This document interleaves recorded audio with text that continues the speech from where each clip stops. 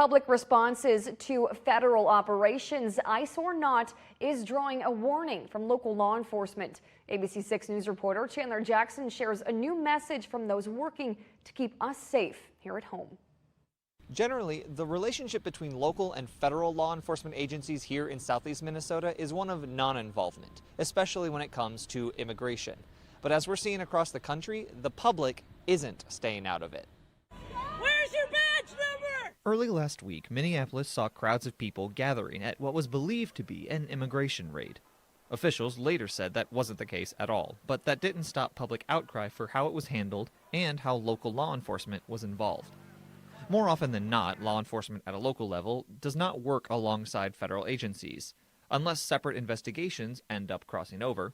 A typical example might be a drug investigation that may be crossing paths with something that the U.S. Marshals are doing on a fugitive task force. Or there's a need for public safety. Whether it's officers, whether it's the public, whether it's people who are being arrested or being interviewed or investigated. That means sometimes local law enforcement isn't told about an operation happening in town.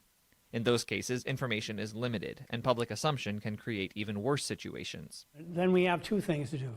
Number one, we have to try to debunk the story that has gotten out ahead of us that is not true, and then try to share what is the true story. And I understand that that lack of trust of law enforcement in these operations exists, but people still need to understand that we have to conduct these operations under the law, and we need to conduct them in the safest manner possible. So when it comes to potentially seeing something go down, But I would ask our locals here to not jump to conclusions, as well as assume that every situation is something that is involving, in this case, the immigration folks. in Rochester, Chandler Jackson, ABC 6 News.